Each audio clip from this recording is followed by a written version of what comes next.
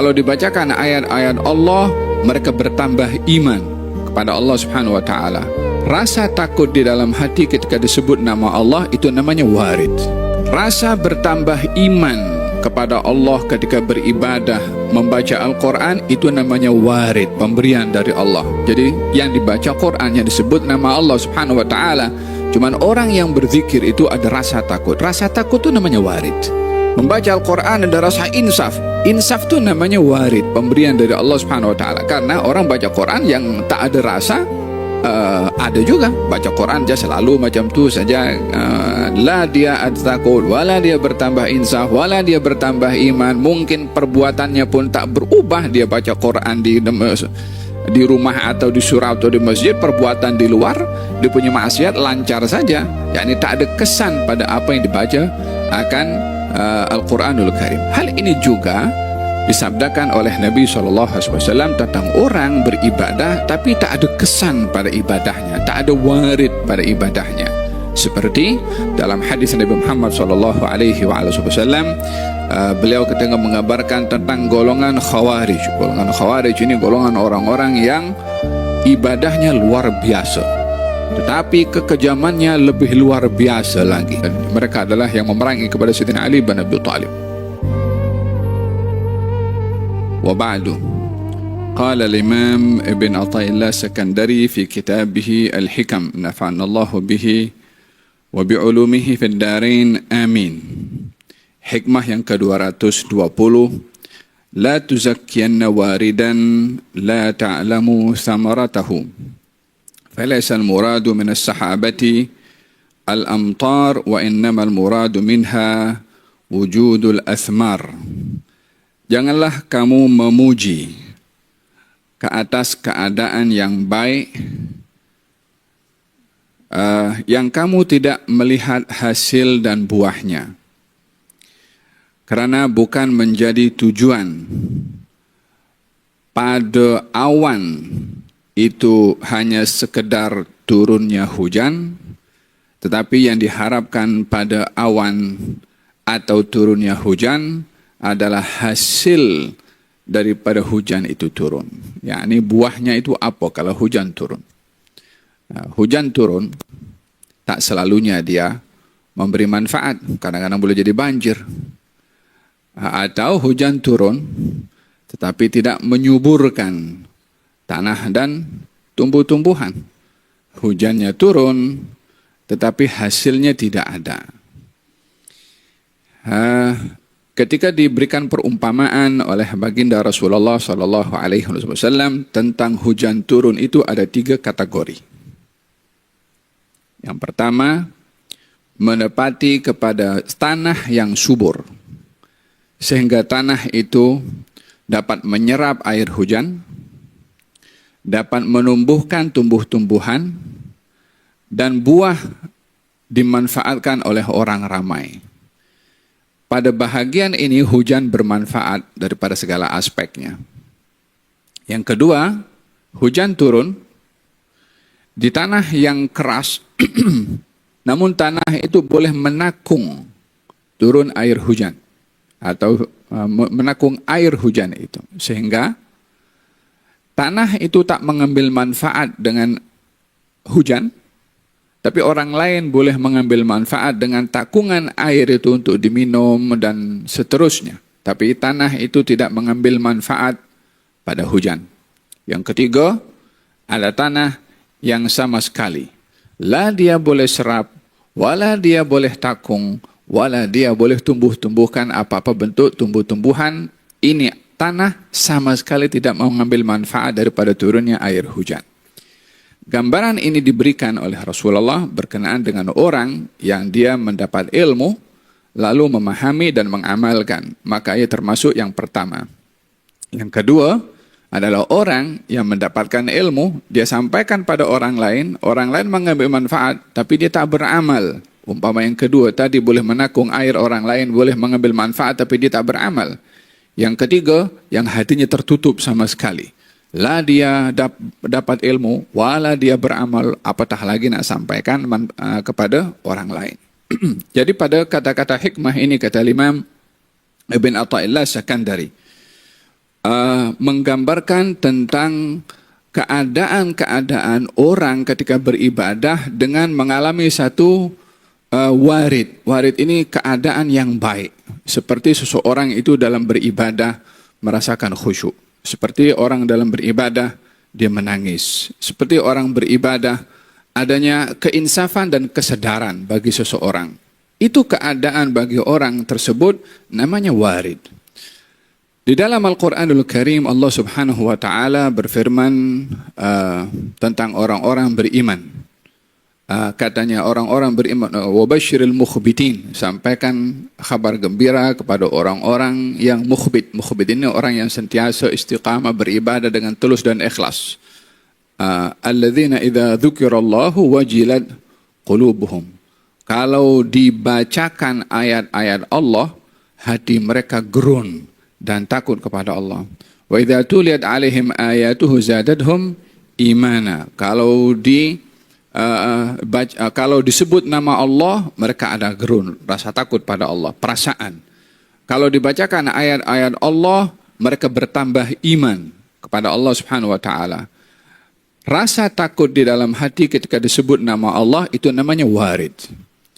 Rasa bertambah iman kepada Allah ketika beribadah, membaca Al-Quran, itu namanya warid, pemberian dari Allah. Jadi yang dibaca Quran, yang disebut nama Allah Subhanahu wa Ta'ala, cuman orang yang berzikir itu ada rasa takut. Rasa takut itu namanya warid.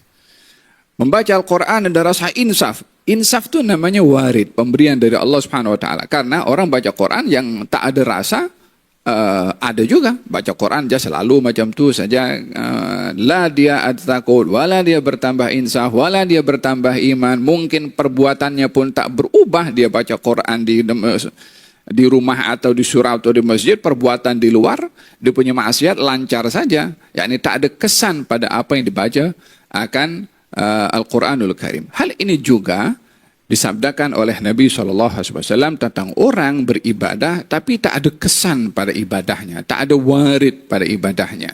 Seperti dalam hadis Nabi Muhammad SAW, beliau ketika mengabarkan tentang golongan Khawarij. Golongan Khawarij ini golongan orang-orang yang ibadahnya luar biasa, tetapi kekejamannya lebih luar biasa lagi. Golongan Khawarij.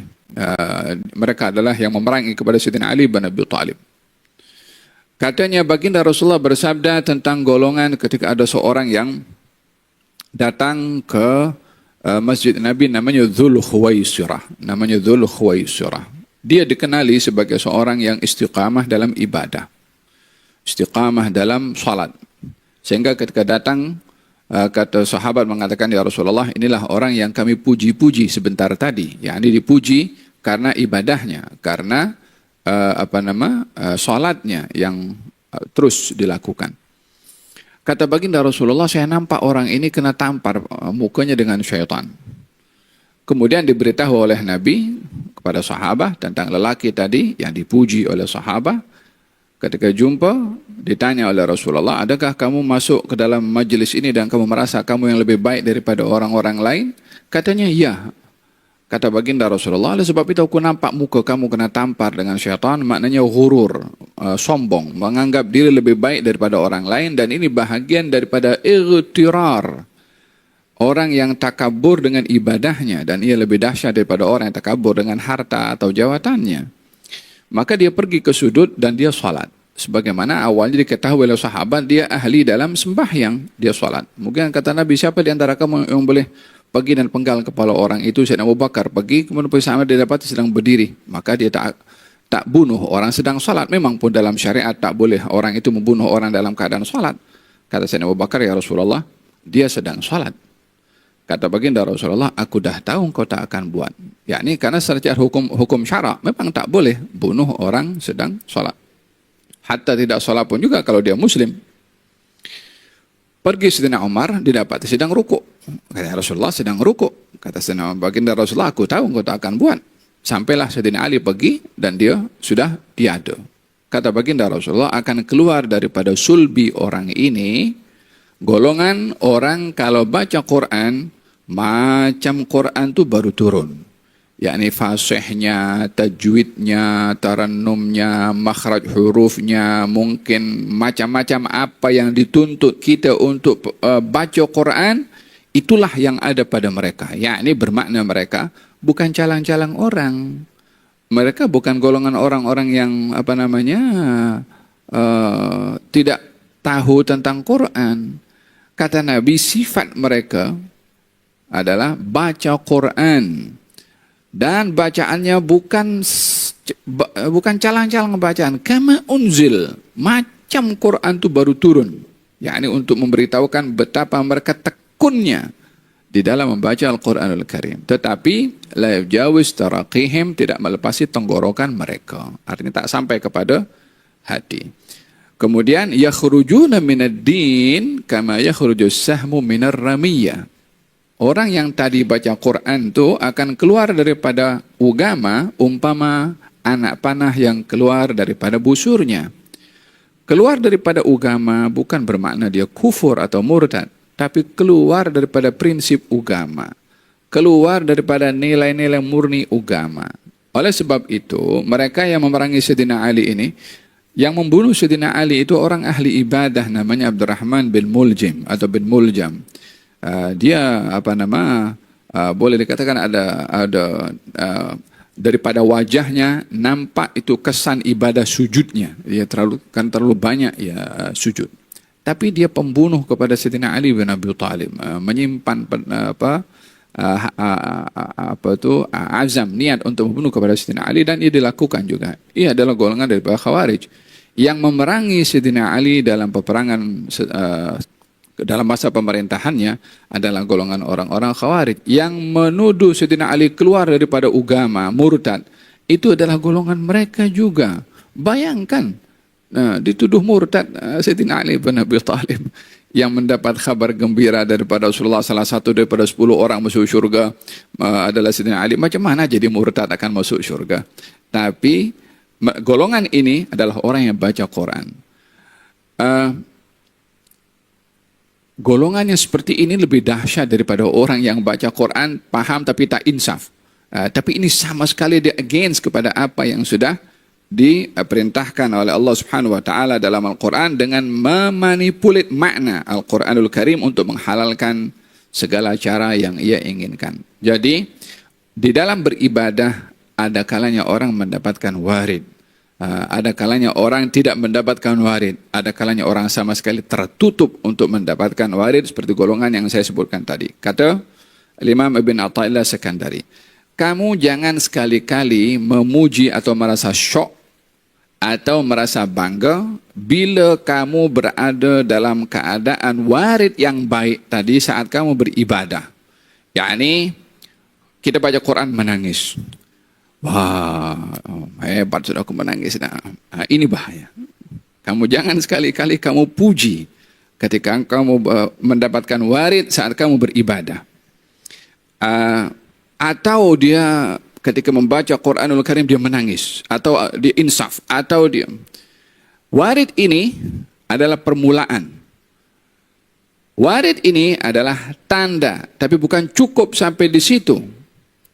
Yang inti pada warid ini, kesannya setelah kamu beribadah tuh. Setelah kamu menangis daripada membaca Quran, apa setelah itu?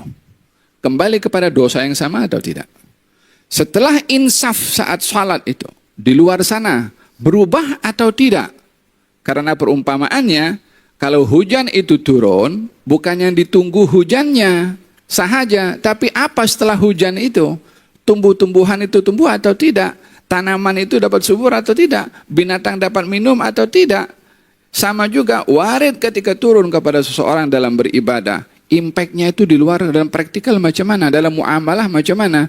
Orang yang insaf dan menangis ketika membaca Quran, berubah atau tidak perbuatan maksiatnya di luarnya? Yang buruk sangkanya, mengumpatnya, yang rasuahnya, yang ribanya, yang segala-galanya dosa yang dilakukan di luar. Jika ia berubah, itulah tujuan daripada warid itu berkesan kepada seseorang. Jika tidak, maka umpama hujan turun, tapi tak ada hasil pada turunnya hujan tersebut. Demikian kata Imam Ibn Athaillah Sekandari, mengatakan la tuzakkiyanna waridan la ta'lamu samaratahu. Jangan kamu memuji-muji, yakni syok dengan waridan, dengan adanya warid dari Allah Subhanahu wa taala yang kamu tak tahu buahnya, yakni untuk dapatkan tahu itu elok tak elok, baik tak baik, tengok setelah itu macam mana perbuatan kamu. Falaisal muradu minas sahabati al-amtar, bukanlah yang menjadi tujuan pada awan itu ketika berhimpun, tujuannya adalah hanya sekedar turunnya hujan, tetapi yang dimaksudkan pada awan berhimpun adalah buahnya atau hasil daripada turunnya hujan. Ini bahagian daripada makna yang disebutkan oleh Imam Ibn Athaillah As-Sakandari. Kalau kita bagi contoh yang lebih clear, saya ingat ini sudah banyak kali saya sebutkan juga contoh di sini berkenaan dengan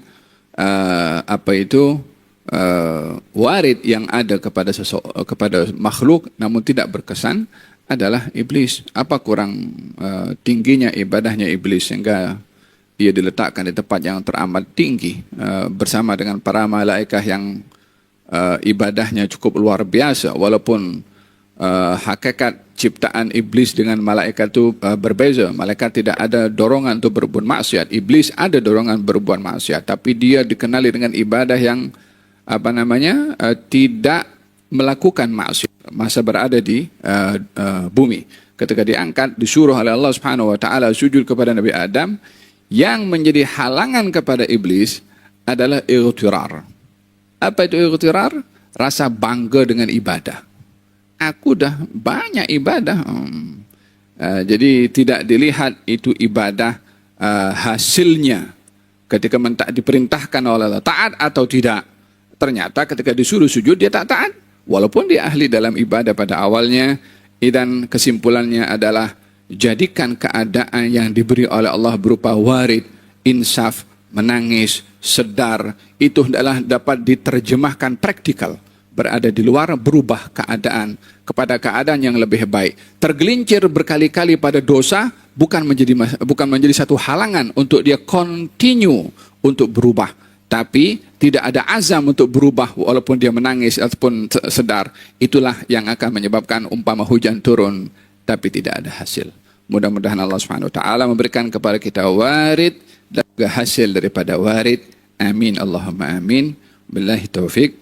رب العالمين يا رحمن يا رحيم صل ربي وسلم على خير المرسلين.